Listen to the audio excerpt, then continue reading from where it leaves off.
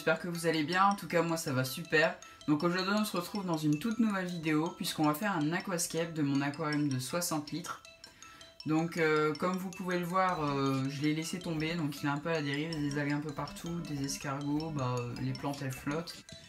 Je m'en étais servi à la base pour mettre des poissons, donc je dirais pas quoi parce que ça fait partie encore d'un autre projet. Donc ils m'ont tout saccagé. Et donc un aquascape, qu'est-ce que c'est? C'est vraiment transformer un aquarium banal en quelque chose d'absolument merveilleux avec des plantes, de la décoration, le bois flotté, quelques rochers. Le substrat aussi joue un rôle important. Donc on se retrouve tout de suite après. Donc c'est parti, je commence à vider l'aquarium dans des gros bidons de 20 litres que j'ai intérêt à nettoyer. À cause des escargots, l'odeur est plutôt désagréable. Donc comme vous pouvez le voir là-bas au fond, j'ai encore plein d'œufs. Pendant ce temps, j'en profite pour faire bouillir les décorations, pour les débarrasser de toutes les impuretés de l'eau qui a pu se trouver dans l'aquarium, notamment les œufs d'escargot pour en être débarrassé. Et donc je continue à vider mon bac. Donc voilà, j'ai nettoyé mon bac à l'eau chaude, donc tout est complètement propre. Prochaine étape, nous allons ajouter un substrat nutritif pour les plantes. Donc pour ma part c'est de l'Aquabasis Plus, donc j'ai pris un 5 litres, donc pour 100 à 200 litres. Alors ici je vais mettre un quart du sachet parce que je réserve l'autre moitié pour une prochaine vidéo d'aquascape pour mon 120 litres.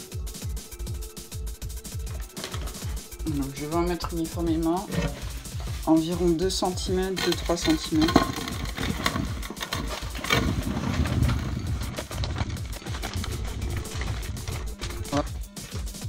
On étale.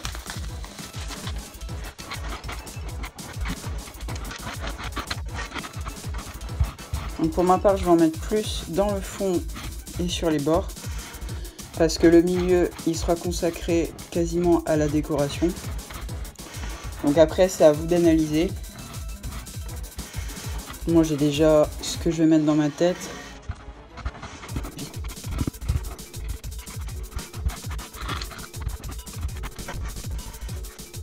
Donc voilà, il y a un bon 1,5 cm là où je vais mettre les plantes. Alors maintenant, la seconde étape, comme certaines personnes pourraient le penser, il pourrait s'agir de mettre le substrat décoratif. Eh bien non, pour sécuriser au maximum l'aquarium, il faut d'abord disposer les décorations et ensuite le sol nutritif. Pour ma part, je vais mettre une racine de bois flotté, donc celle qu'on a vue précédemment dans l'aquarium, et 2-3 pierres décoratives. Donc nous allons faire quelque chose de plutôt sobre, avec le bois flotté, 2 roches rouges et le filtre. Voilà pour le filtre. Le filtre, j'ai pris soin de bouger le terreau que j'avais mis, comme ça il y en aura plus pour les autres côtés. Voilà.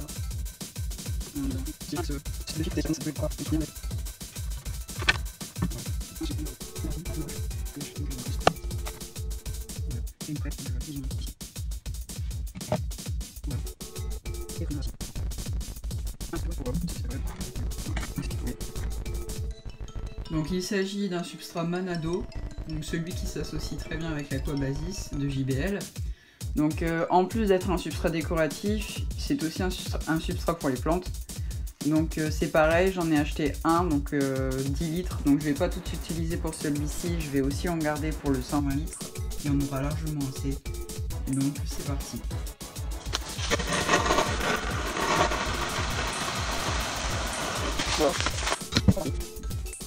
Il ne reste plus qu'à répartir.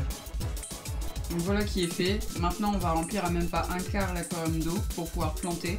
Donc les plantes que je vais utiliser, comme je l'ai dit précédemment, que je n'ai pas encore, la Cladophora et la mousse de Java. Et sinon je vais tailler des plantes dans mon 720 litres amazonien que je vais introduire dans celui-ci. Donc il y a de la Ceratophyllum par exemple et d'autres plantes. Alors pour les débutants, voici une petite astuce.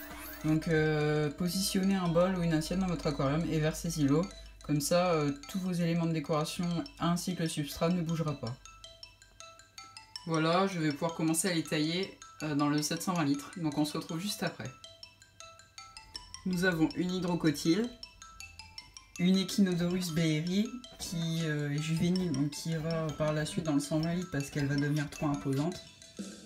des branches de Limnophilia, 2 pousses de Vallisneria qui viennent des stolons de la plante mère, des Ceratophyllum, quelques Rotala qui avaient du mal à pousser dans mon 720 litres à cause de la luminosité que je vais changer en LED, une Kabomba que je vais bouturer en 2. Cette étape est terminée, donc maintenant je vais faire un petit peu le ménage et je vais remplir jusqu'à moitié d'eau du robinet et le reste je vais remplir de l'eau de mon 720 litres donc pour accélérer en fait le cycle de l'azote. Dans un 50 litres il devrait peut-être durer 3 semaines. Si je mets la moitié de l'eau de mon aquarium avec quelques porcelaines, il devrait se raccourcir 1 à 2 semaines, ça ira beaucoup plus vite. Ça y est, la mise en eau est terminée, donc en plus de ça j'en ai profité pour ajouter des pistia, donc vous les voyez, les lentilles d'eau. Et donc le rendu, on voit bien que c'est du fait maison, hein, ça ressemble pas à du professionnel, mais c'est ça qui compte. Et à la longue, les plantes elles vont finir par s'agrandir et ça va rendre encore mieux. Et bien sûr il manque le coup du spectacle, donc bien sûr la mousse de Java, les Cladophora que j'ai pas encore acheté. Donc je vais bientôt faire une page Facebook. Donc je mettrai les photos de l'aquarium une fois que j'aurai installé les Cladophora et la mousse de Java. Je pense que le rendu il sera assez top. Cet aquarium sera réservé uniquement à l'élevage des crevettes. Donc je sais pas encore là où les espèces que je vais prendre.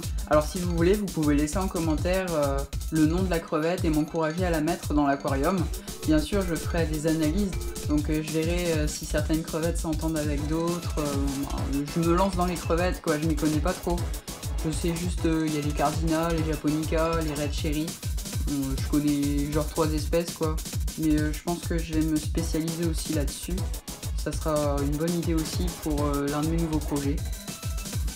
Donc voilà, cette vidéo se termine. Sur ce, c'était Alex Fish qui vous dit à bientôt. Allez, ciao!